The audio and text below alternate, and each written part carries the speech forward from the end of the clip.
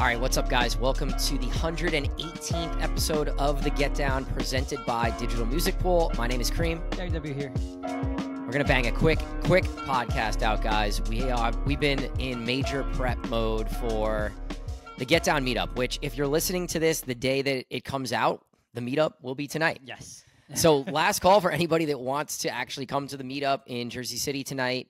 You got to RSVP from our website, getdowndjgroup.com. I think we have like 10 tickets left, so you might not even be able to get in if you're hearing this. Yeah. May 17th, that is, right? Tomorrow? Yes.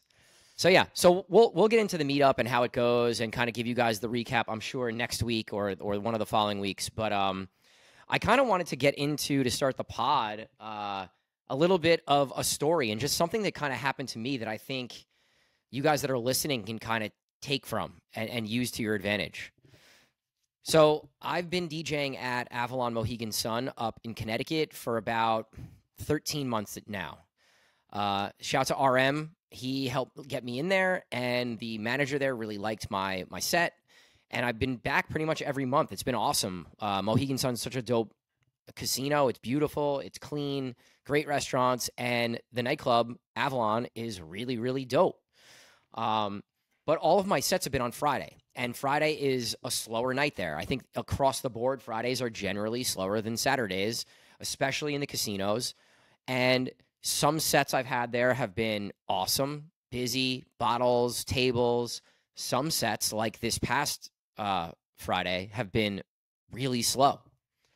And I think it's a challenge to go and play a set like that where it's a big nightclub that has big sound, and you're used to playing these big, I'm coming in with an intro, and it's a big EDM, like, epic intro. When there's nobody there, you can't really do that. Did you not do that this time around? I definitely did not do that this time around. Yeah, because it just would have felt stupid.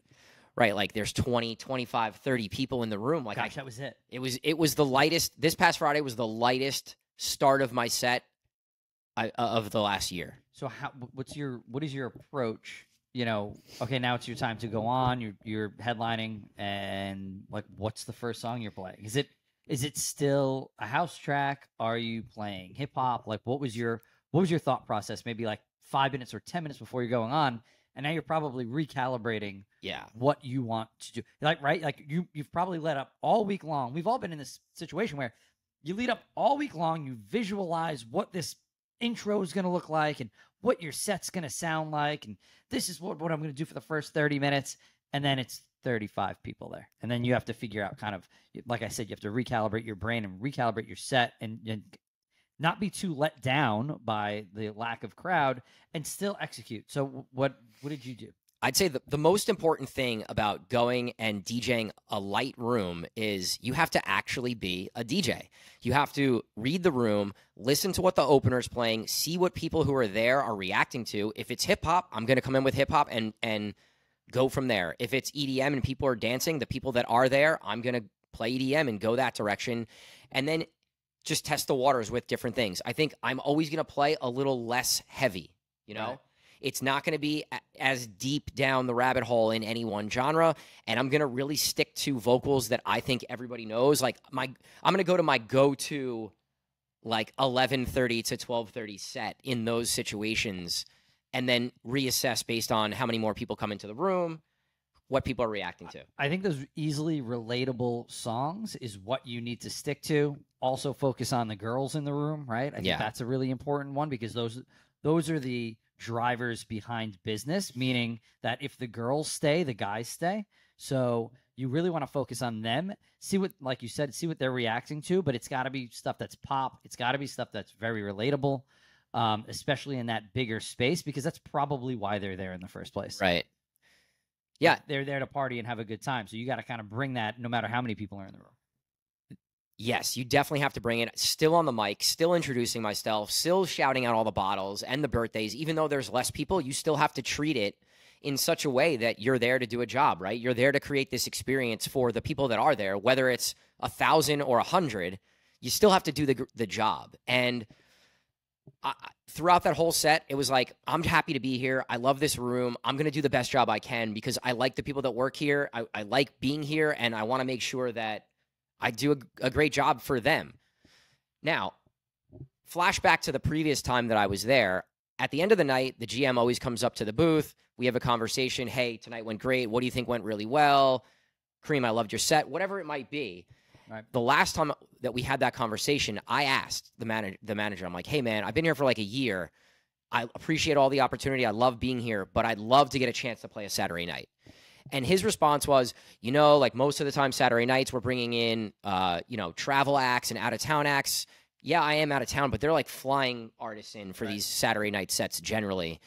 And that was totally fine. I'm like, listen, I totally understand. I'm cool with doing whatever you guys want. I'm here to work. I love being here. Whatever you guys need, I got you.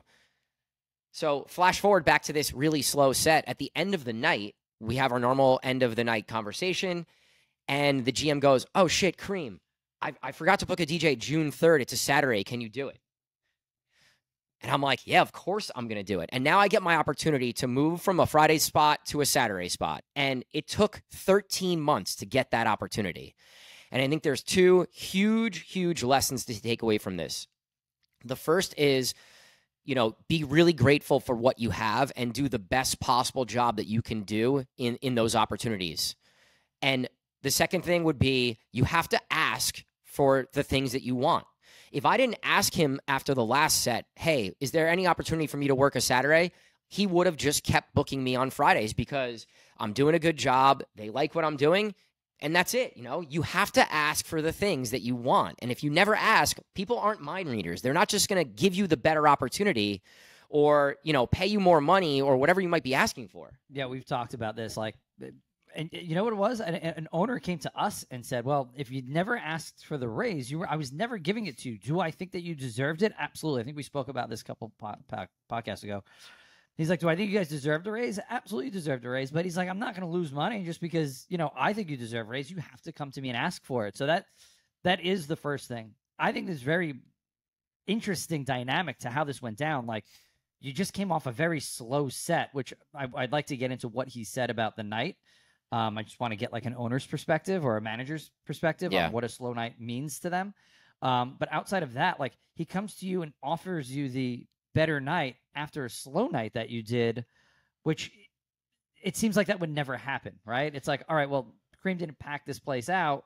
Why would I have him in on a Saturday? And it's the other thing is it's also very important that you still went in and because it was slower, that you went in and crushed your set because now he trusts you. Oh, well, you did a good job with your set when it was a little slower. You absolutely are going to do a great job when there's more people in front of you. Right. Well, he's seen me with a packed dance floor and what I can do. So they also requested to have me play there for New Year's. So they obviously like me. We've created this good relationship. I think I've played really good sets there. That's always one that I'm excited for and I come prepared for and I give a lot of energy to. And again, it is crazy that after the slowest night, he did come up to me. And honestly, I didn't think I did the greatest job because it was really hard, I played more open format, and I let him know that. I'm like, hey, I know we were slower tonight.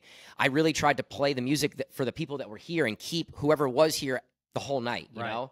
Right. And I think he sees that. He's watching the cameras. He's walking the floor. Like, he understands what a good DJ is, and what a good set in that room looks like and sounds like. That's a difficult...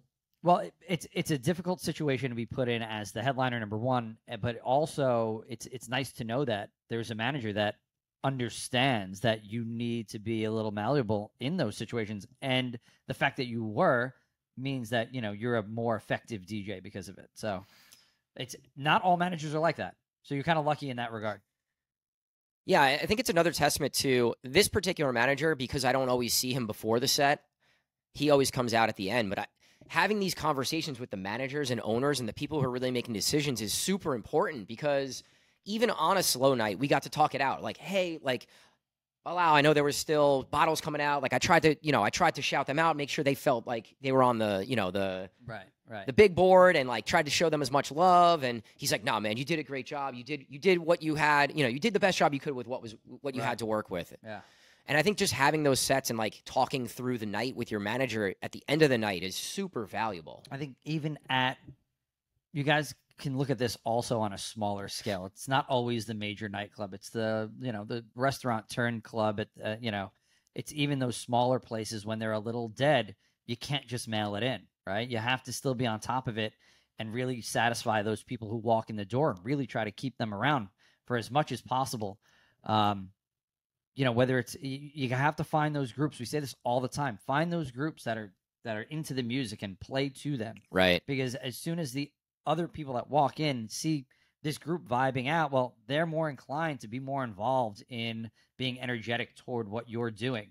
The minute you mail it in and you get on your phone and you're texting your friends or whatever you might be doing, you're not going to be an effective DJ, and that's going to show at the register at the end of the night. So it's important to, no matter what level you're at, to do your best. And even if it's a day thing on a roof where people are just sitting down, like, you still want to get people up and dancing, just so you're showing worth that, hey, management, hey, ownership, it's worth the $300-400 that you're throwing at this set.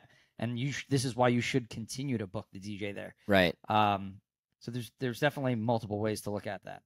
A couple other pieces of advice for playing slower nights. In this particular case, I was coming on as a headliner. I usually go on around 11:30. But if you're going on 11:30 and your normal big EDM stuff it's not time yet, just think about, all right, well, if I was here and I was playing from 10:30 to 11:30, what would I have been playing? And kind of like just push your set back a little bit, right? So maybe your big intro doesn't come until 12:30, whereas on a busy night you could do it at 11:30. So I think you need to have that understanding of the room and what's happening and where you are to be able to say, all right, I'm still in the opener zone, even though I'm coming on as the headliner type thing. And I think if you're playing the full night, you could think about this the same way too. Even just because last week in your residency, things started picking up at 11:45, and by 12:15 you were playing bangers. Next week, maybe that doesn't happen until 12:45. Right. And you have to be aware of what's happening in the room and understand when it's time to progress to that level. It's interesting. I always find myself casually progressing into bigger stuff and not like presenting like, okay, this is now what's going to be what's considered headliner music. Yeah. But that is a great way to look at it. Like, okay, well, I can now drop my intro. Like, even if have been already playing for 2.5 hours, it's not something that I've ever thought of to do. Yeah, I've been playing a lot of these bigger casino style sets, and it's all, like big EDM with vocals people know, and that's kind of the mind state I've had in a lot of these sets. So I think this is a good transition into something that you brought up last week, and I guess the big headline would be Nightlife is Dead.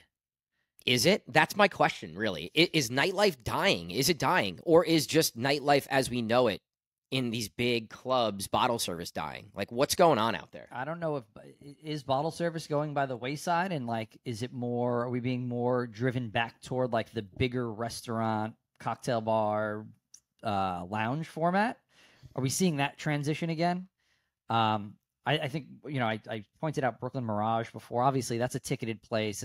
That's almost like an arena, right? Like, right. That's like selling out like MSG or something. Like, that's kind of a different pedestal. That's not just a nightclub. That's a show experience in and of itself. So like, is like the standard nightclub dying? I think that I don't know. I think bringing the major talent into a nightclub environment, I think that's going away. It's just too expensive. They have to play a place like Brooklyn Mirage where it's like hard ticket sales. Right. That mid-level DJ, I guess they're selling a little bit. I don't know. I feel like I'm not out enough in the nightlife landscape, let's say in New York City, to know that like, is nightlife truly dying? Or like I said, are we just transitioning over into a different type of nightlife space? Which I think is what's probably more or less the case. We saw this happen. We've seen this happen numerous times now. Yeah, for sure. I think we're now kind of coming to the end of this like sports bar. Everyone wants to be bounce thing. I feel like for a while everyone wanted to be bounce. That was a thing for a little bit, yeah. And now it's like everyone's reinventing like what is the next thing? Is it the smaller club that does bottles but is not bottle driven? It's not the big nightclub, I'll tell you that much. Have bottle service kind of outworn its welcome when it comes to open format, heavier house music clubs? I think there's a few things, right? Bottle service drives in a hip hop club. Drives heavy. right? Like hip hop clubs are selling bottles constantly. Yeah. It's just a regular. It's part of the culture. It's part of the club culture in hip hop. It's not with house music. It's not. It was back in like 12, 13. It was a little bit, and then it got away from it because it's more, it's more show driven, right? It's more directed at the DJ and what is the DJ bringing in to the table as a show, and it's not so much the get a group of friends together and sit down at a table. Yeah, I mean, I'm just thinking about all the big rooms that I play, right? And this spring, everything has been slower than it's been. Year over year, everything is slower. Right. More venues are closing. Society here in New Jersey just closed. It was really the only other nightclub besides Birch, where I'm the entertainment director and resident DJ, that is even in northern New Jersey. There's one nightclub. It's the only nightclub that you can go and do bottle service and get that big room feel. Right. And those places have been slowly dying out. And this spring, we've seen them all slowly die out. And I think there's a number of factors that have contributed to it, right? Local sports have been really successful here in New York City. Hockey, basketball, baseball, it all kind of happened at once. And I think more people are driven to those places where they can just get a beer, wear a Yankee hat, and go watch the game type thing. We had a really rough spring with weather where like it rained every single weekend. Rained a lot. That's going to hurt. That's going to hurt your bottle service places for sure. Yeah, we saw it the one night that I played. So we had a lot of cancellations due to rain and cold. So like, yeah, I mean, that affects it directly and like up until the last hour, Yeah. So.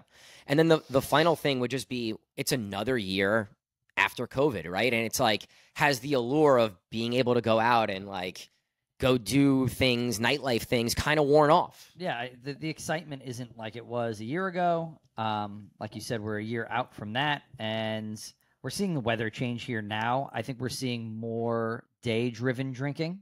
I think that has to do. I think when the weather changes, everybody gets excited to be outside. Day drinking, outdoor spots, rooftop spots. It's their time to shine now. And through the summer, honestly. That's it. So like even your Saturdays right now will probably take a bit of a hit moving forward all the way up until, not all the way up until, I mean, I guess Memorial Day is right around the corner. I can't even believe that. But all the way up until Memorial Day into the summer and then into the fall, we'll see that kick back again in the fall where everybody's excited to be back. I would love to hear from you guys that what's happening in the other markets. Are you seeing the big clubs go away too? Are you seeing some of these like sports bar turned nightlife places? Like, are they still successful or are they sort of slowly dying out as well? Is it an overall trend of less people going out? Is it an overall trend of less people wanting to buy bottles? I don't know. I'd be interested to find out, but I feel like it is because Connecticut, right? We talk to other DJs that get booked in other markets. They're not playing as many. The big travel DJs aren't playing as many markets. There just aren't as many venues. Right. The budgets are going down. Like it's all shrinking. And I think because a lot of these really big venues are closing, the better DJs are going to play some of the smaller venues. And you're getting a similar music experience in the smaller venues as you are or as you would get in a big nightclub, unless you're bringing a ticketed act. Yeah. Well, I mean, I hate to bring politics into this, but like the economic, we're seeing the start of an economic downturn not in nightlife yet, but I think we are partly seeing it in nightlife. We're seeing it in other industries, but now it's going to slowly carry over into regular consumer behavior, which in turn is going to be maybe I just go out on Saturday and Friday's not a thing anymore. I'm not going to spend $300 on a bottle. I'm going to go find a different spot to go to. Experience-driven nightlife is a huge thing. So like, you have all types of different pop-ups that are happening in the city where like if you go on any of those like experience-driven websites that you can go find like a cocktail bar that's themed a certain way, like that, all of that stuff plays into taking away from nightclub culture. Yeah, I think that type of nightlife is what people are interested in. They're interested in those experiences. The dinner, like the sit-down dinner that turns into a party. Yeah. Those have been really successful from what I've seen lately. Right. The places where you go and there's like an entire like Cirque du Soleil performance happening, and it's not just one person. It's like you're immersed into this experience type thing. I was just in Boston, and there's a brand new club that opened up that's like Alice in Wonderland themed, and they went balls to the wall on making this Alice in Wonderland theme. Like, I was so impressed. I'm blanking on the name. I was just up in Boston this past weekend, and RM kind of took me around and introduced me to some people. We actually had we had a cocktail bar open up that's Alice in Wonderland themed down in Orlando, downtown Orlando too. So it is that experience driven, like really over the top decorated spots. And that's why these places that are like aging, that are a little more like, I don't want to say like hospital, but like a little more like clean and like white and gray, like black or whatever. That stuff's just going away. You know, we just started a new venue in downtown Jersey City that like is absolutely incredible. Like the bathroom area is like Instagrammable all day long. Right. The hallway that leads into it's gorgeous. It's lit perfectly. Like all of like, and then you walk into some other like nightlife spots that we haven't. It's like, well, this is very stark and very clean and like it's too much. Like I feel like stylistically things have changed in a major way. And if you're not ready to, if the venue's not ready to kind of update their look and update their experience, then you're going to be left behind, obviously. Right. And we just talked about that last episode where it's like people are just kind of stuck in, hey, we're making money and we're open, and like there's no drive to make things better. And especially now in this day and age where everything is instant, right? Music, you can get at the snap of your fingers. With AI, you could have an email written for you in a second. Like, a venue that doesn't change what they're doing, the look, the feel, the name, the DJ is like, it's not going to hang around. You can't continually do the same thing. You have to constantly be upgrading and reinventing yourself and creating a new experience. And I think that's why nightlife around us is slowly dying out, because venues aren't doing that. Yeah. They're just not. It comes with a real double-edged sword here, because it's a really hard economic time for businesses to invest in themselves. But at the same time, the people that are going to go out are going, if I'm going to go spend my money somewhere, it's going to be somewhere that is worth spending my money at. Like we're not in like this some like boom where like people are just freely spending money at this point. No, you're right on the the inflation and what the cost of living right now is crazy. Like, I totally agree with that. I'm sure that plays a big role as well. But, I think historically, people are still going to spend money. They want to get drunk, and they still want to have those vices of going out. You might be right. Now it's only one night a week instead of the people that were going out 2 nights a week or 3 nights a week even, where it's like, all right, we're going to go out Saturday, and that's kind of it. And I think we're totally seeing that, Yeah. So, yeah, is nightlife dead? I don't know. I don't think it's dead, but I think that it's changing, and I think it's changing, rapidly in ways that that people have just more options, and being that they have more options, I feel like the venues really need to stay on top of their game. I don't think nightlife is dead. I think it is slowly dying, and I think it is, especially in our market, in a place where changes need to be made very soon, or we're going to see more and more places disappear. And to be quite honest, it might be a good thing for us, because this particular market, everyone who owns is older, and really disconnected with what's happening. And I think in other markets we look at, Charleston, for example, all the owners there are in their 40s, late 30s, early 40s. There's not a lot of old owners. They're on site. They're there making sure things are running well. They're involved. Yeah. Most people who own venues here are not involved.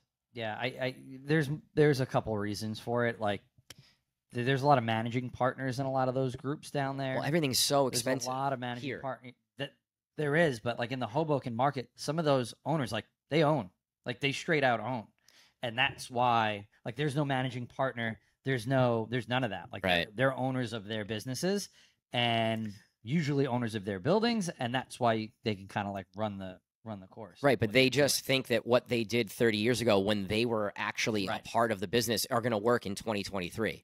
What worked in 2020 is not working in 2023. Right, so things change really quickly now. It's evolving in quite a rapid way. So, hopefully we can see some things in our market. Listen, New York City's evolving. They're always evolving. They're turning bars over and clubs over, not major nightclubs, but like lounges and bars over pretty quickly, and they evolve nicely. But New Jersey, we get stuck a little bit. Yeah.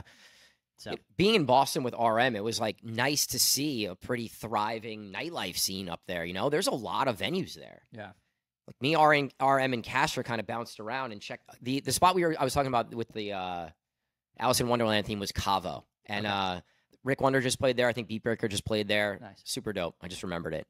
But Nice. yeah, like we checked out Marielle Underground, and when I played Han, which is a newer spot, really dope. All these places are really, really dope and doing well. So it can be done. For sure. For sure. So Where do you want to go here, Gar? I don't know. We're gonna talk music.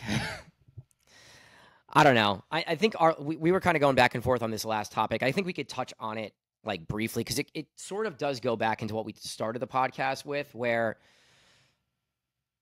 I still, to this day, I'm 13 years DJing in nightlife. I still have this outlook and this drive of if I'm not doing what I need to do to be successful on a day-to-day basis, someone else is and is going to take my job. Right. And I mean, it's truer than ever. I think, being in the DJ game for so long, I think it becomes even more aggressive as you get older. It's like, well, there's going to be some young guy that's going to come and take my job soon. So like, how do I keep my edge? I say to you all the time, like, I don't want to book the old guys. I want to book the hungry young guys. I want the guy who's working hard every day, putting out music, making like all their rundowns and their social media is on point, and they're like working as hard. They're busting their ass and they're not making their money yet. Right. Those are the people that I want to work with. Like, I don't want to book the 12-year veteran DJ that's just content, has built a name and is just going and collecting checks, Yeah. Am I that person? I hope I'm not that person. No, to be honest, like I'm still trying to put out as much content and music. I have an original track coming out soon. I just put out an edit pack with people that I really respect, younger people who I really respect and are working really hard and putting out great music. And like, I don't know, we're doing this podcast. Like that is the way to stay relevant, though, right? You didn't just mail it in. You haven't mailed it in. Like, you're not just showing up to gigs. You're still playing. You're playing your best gigs you've ever played still in 2023. So it's not like you've peaked and now it's like, all right, you're waiting around for somebody to call you to go book DJs. Right. You know what I mean? Like, it's not like you're beyond a DJs at this point in a way. Like that you're not going to sit there and wait for them to call. Like, right. you have other options and other things to do. I mean, big shout out to DJs. We love them, obviously. So I'm just using them as an example.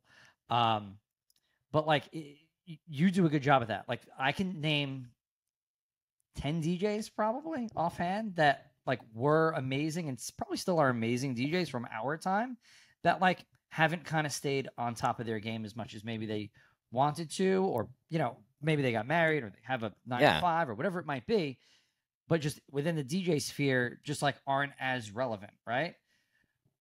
A question that we brought up, I'm gonna get a little controversial here. A question that we brought up last week was like, who are the DJs in our area, right? And a lot of older names were regurgitated.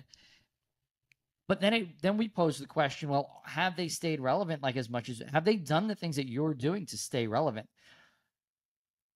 And a lot of times the answer is no. Some of them are. And some of the guys that are, like the Rick Wonders of the world, are really thriving. I think Rick is another one that you could argue is playing. He's at the top of his game, playing more, bigger, better shows than he ever has before. And Rick is, late 30s. Yeah, his schedule was impressive. I just saw it, but yesterday, 2 days ago, it's an impressive, well-rounded schedule. But Rick has that like relentless. I have to keep putting out content. I have to keep creating. I have to keep making music. And he is not the norm for people that are in his stage of his career. No, that's for sure. But also at the same time, like what younger guys do we have in the area that are just as hungry and doing those right things that they feel like somebody's going to take their job? I feel like sometimes the younger guys, like they'll get put onto bigger gigs and then, they're trying to stay in that bigger gig and they kind of get a big head about it, right? And it's like, well, this is the only place. These are the only types of places I'm booking. But then, like, some of their other stuff falls short because they think they deserve to always just get booked at the big places. It's like, well, where's your production and where are your TikToks and where are your reels and is your social media on point? And are you constantly developing your DJ sound? Like, I just feel like sometimes with the younger guys, that can get stagnant, right? Because it's easy to get complacent when you have early success, Right. and that's the hard part. So if you're listening to this and you've had early success and you've tasted some of those big rooms as a young DJ, ask yourself, am I doing the right things in order to further my career 6 months, 8 months, a year from now? And if the answer is no, then sit down and make a plan to do that. Because there aren't many guys that I have in my mind that are like, wow, that's a must book young DJ. Like, I need that guy at like every one of my rooms right now, None. I can't think of any. I mean, I'm sure there's like 3 or 4, but like must-haves, like, I don't know. It's tough. As a younger DJ, I think Gary brings up a great point, right? The way to kind of look at this is when you do start getting that taste of success, you do have to use that and leverage that to your advantage to maybe make some more money, help you get into some other bigger rooms. But don't think that you're above going and doing the regular gigs either. Maybe you don't make, this crazy video or TikTok or promo for that particular gig. You just go and do it and you do the best job you can. But I think you still need to keep DJing, right? Like, stay busy and keep getting better and fine-tuning who you are as a DJ and an artist. And those gigs that you might think now are below you, they might be, but I think they're still valuable, right? They're putting money in your pocket and they're keeping you busy. You're out there meeting more people, building more fans. And at a young stage of your career, that's really, really important. So for the younger guys, I think there's a huge opportunity, especially in tri-state New York City, for the next wave of headliner DJs to step up and take the throne. It's never been more vulnerable, I feel like. It's never been more vulnerable than right now. If you're a younger DJ that's starting to see success, double down on whatever you're doing. Go all in on whatever you're doing, and you have an opportunity to be the next go-to headliner, top of the market person. And the older DJs, I think you need to look at yourselves and say, hey, do I still want to keep doing this? And if the answer is yes, then you need to do whatever it takes to keep your spot, because these young guys should be coming for you, biting at your heels type thing. And I think about this every day. Yeah. Whether it's, the music that I'm making, what I'm playing in my sets, am I staying relevant? Am I catering to the people that are actually out there? And if you're not doing that as an older DJ, later, like, the days of you playing the best sets and the travel sets are going to be gone. And for me, I think in my head, I can't go back to being the local DJ. I can't go back to being the $350 whatever bar DJ, because that doesn't interest me anymore. Right. I don't get that same excitement. I don't get the butterflies that I do when I go play a big show with 2,000 people. I need that. It's a drug to me. I need that energy. I need that excitement from fans, from customers during my sets. And I can't go back to not having that.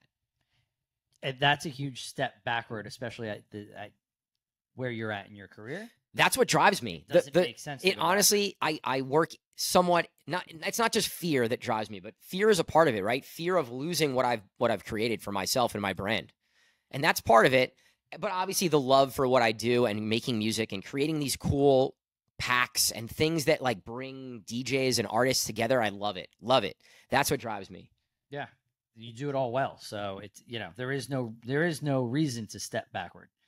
We're in a really cool situation too, where it's like, we can help shape who the next big artists are. And we could help guide some of these guys and girls who are trying to step up. I think it's part of why I wanted to have this conversation on here and just say, like, say to young DJs out there that it's wide open out there. Like, we'd love to see who the next person's going to be and create that 1-year plan and run with it. Yeah, I mean, I think we have people on our team that can be the next wave, and we're starting to see it. Like, I got to shout like GaryW out. He's really stepped his game up and playing bigger shows, and I've seen him perform. Yeah. I mean, UFOso's another one. The guy can play any room and perform in any room, and he's a great DJ. And there's more. I mean, I don't want to just start naming everybody off, but There's a bunch. It's kind of funny because I think that like we have grown a lot of really good young talent. So I'm thinking outside of Get Down, obviously. Because I'd like to see a little bit more of that. Yeah, I mean, I think part of what we've doing is trying to scout out who those people are and help bringing them onto the team also. Right. We've brought some talent on that I think Gary and I think can be really, really, really big talent in the area and beyond. So for sure. I think that's also exciting for us right now, is being able to help guide those people and also help choose who those people are, because we do have so much booking power, which is a little scary, but yeah. I'm thinking my next question for you right now, actually. Okay. To kind of switch topics, because you posed the question last night to me in the car. What would you do if Get Down stops tomorrow? I gave you the night to sleep on it. I mean, I can go into kind of like some stuff, but like, because I know what I do. I have a pretty clear-cut path back to, would I rush back to teaching? I don't know. Maybe not initially, because going back to a Monday through Friday would be a little tedious and crazy. And I enjoy like my golf job. And I enjoy working outside. Maybe it would be in some teaching capacity in Florida where I would have my gym classes outside. Like that would be fine to me. Maybe go back into coaching. I would love to do that. You know, something that's driven toward kids and bringing kids up and shaping young, kind of like what we do at Get Down, but like, you know, just another platform. Level. Yeah. So I think that's what I would do. When we talked about this in the car, I was like, maybe I would just go back to sales, but I don't know if that's the answer, to be quite honest, because the last 4 years or 3.5 years of like really like putting our all and hours and days and all this time and energy into building something, which is Get Down, I don't know if I could go back to just like working for someone and having, a boss, so to speak. Would you try to rebuild something else? Like, would you try to create another company? This company obviously wasn't built on purpose. Right. So would you, put your all into some other passion that maybe grows into a business? What I've learned is that once you find something that you're really passionate about and you go all in on it, I quit my job and I said I'm going to be a DJ full time and see where it takes me. Once you do that and you see success and you see that if you really believe in something and you're really passionate about something and you put the effort into it, that you could reach your goals, it's really hard for me to go back to something that is not that exciting to me. Right.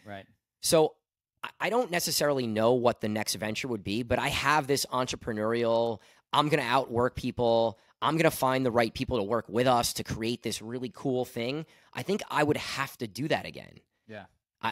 Again, I don't know what it would be, but I love music. I love coaching. I love sports.